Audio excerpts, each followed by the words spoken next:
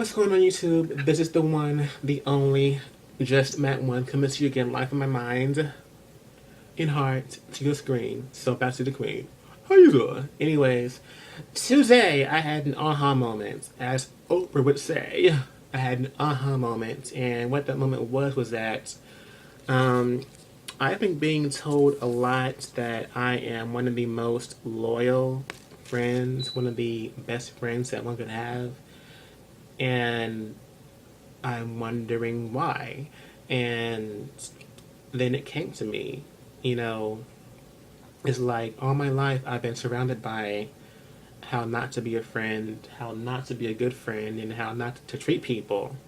And those are lessons in themselves. Like before I was even born, my father had left mother and I when she was pregnant with me still, and one of my aunts tried to pressure mom into aborting me, so that didn't work. So, yay. Hello. Yay. And when I was born, it was just mother and I. And when I was around 5, I was at daycare and encountered my first encounter of racism. This little 5-year old child called me the N word nigger. I didn't know what it was back then. I was 5 years old, innocent and stuff. And that night I went home and told mom about it. I asked her what a nigger was, and she cried, got very upset. Got my aunt, went to the facility of daycare that I was going to, and raised hell. There was yelling, cursing, almost fighting, and she was enraged, basically. I was at the Ave Maria house in Tulsa, Oklahoma, by the hospital, and that was basically a mostly all white facility back then, back in the late '80s. It was anyway. Um, I went to a. I was raised in North Tulsa, the hood as it's considered, and I was too proper for the black kids, but loved by the smart kids and the girls, of course. So the future convicts, the bros, didn't really like me much, but they would grow up to be convicts and bank robbers. So, yeah, on that for me. I won that round. And then middle school happened, 6th grade. I went to Carver Middle School, which is a magnet school in North Tulsa. You have to be at least like a 4.0 GPA or 3 point something GPA or a certain academic achievement to go to that school. So it had to be a smart kid to go there. So I went there in 6th grade, and honey, honey, that's when I learned that book smart and life smart were two different things. How can you take English and at an advanced level yet speak like retard, like you're ain't this and ain't that and yada yada yada, all these extra ebonics and shit? I mean, like, we take the same English class, so you would think that you would speak the way that we learn in English in the same English and grammar class, right? But no. Um, and I was picked on because I was too proper for the black kids. Didn't want to wear. I didn't really want to get into the Tommy Hilfiger shit that was going on back then. I didn't wear the end shit. I just wore what I wanted, which is like from wherever. And then 7th grade happened. I moved out of the North Tulsa neighborhood into the South Tulsa neighborhood, suburbs really, and I went to Union 7th grade center. Honey, boo boo child. Oh my goodness! I went from being too proper for the black kids, from that to being too black for the white kids, and if it wasn't that, it was because I was too light skinned or too big or too whatever. You know, like I learned that year that trash comes in all colors: black, white, Hispanic, what have you. And it was like, really? And that same stigma went all up and through high school. Like, not good. And I was taken on for, of course, being gay and of color and being a bigger person back then. And luckily for me, karma was on my side, and those who gave me a hard time back then are either fat as fuck, fatter than me, in jail, or someone dead by now, 10 years later.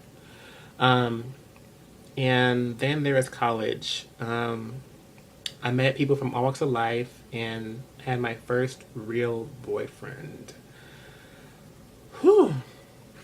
Despite being raised by a family which was mostly black, well, all black really, I was raised not to really trust whites, not to trust whites or really befriend gays, but the first person that I fell in love with and that fell in love with me was white, and he was a male. So, and even nowadays, like most like 80% of the guys that I fall in love with or that hit on me are white as well. So it's not going too well. Sorry. Um, and then after college, there's the job season.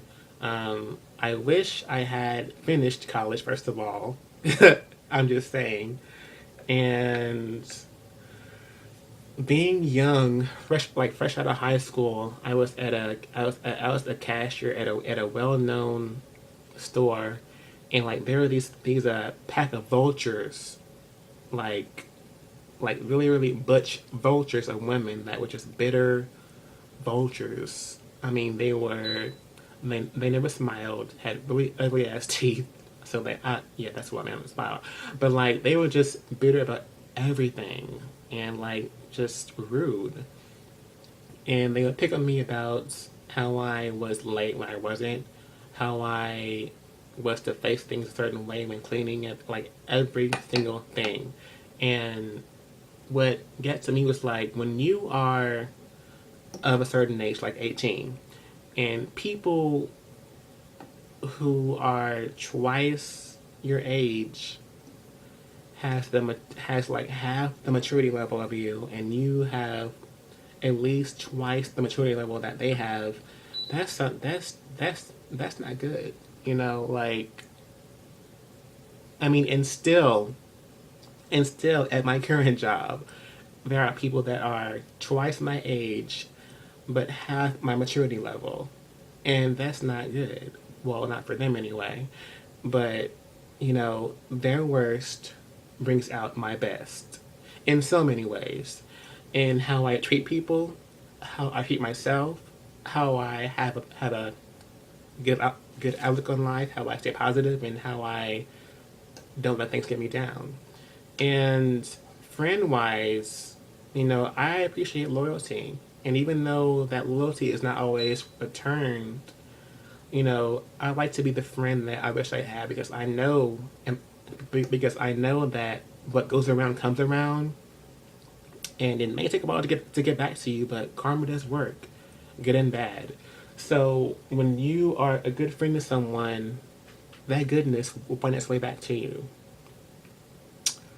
And I praise God that I have the friends that I have right now, the few that I can count on. You know, there are Facebook friends, which are like millions of them, but only a few that have been with me through a lot, through like ups and downs and tears and bad years, good years, and I thank for those that have been that foundation for me to build on through all this time. And I thank God as well. Of course, I thank God for being there for me. Of course, when no one else was, and um, through all of that, I learned that a true star cannot shine without darkness. So all those bad things that I went through was just a lesson in how not to live my life, in how not to treat people, in how not to do people. And even these days, I'm learning still how not to talk to people, how not to treat people, you know. So the good and bad, you learn things, you live and you learn, whether it's a good or a bad lesson, and just take it and place it somewhere where you can use it, whether it's good or bad. Because like a star cannot shine without darkness. Word life, true. And living in a small town like Oklahoma and Tulsa is like that's just too much of it going on. You know, that's why I don't like living here at all. I do not like living in a town like Tulsa that is like known for such ignorance and evil. You know, small towns equal small minds, and I do not like living around that mess. I really, really don't. Um, but I know that myself is pretty good in shape. So it did not break me. It made me into a good person because all those bad things shined and buffed me into a diamond of character. So let, when things happen to you, let their worst bring out your best. That's all. A true star cannot shine without darkness, so you need them in your life. Yeah. So that's it. Take care. Peace, love, and God bless, and ciao.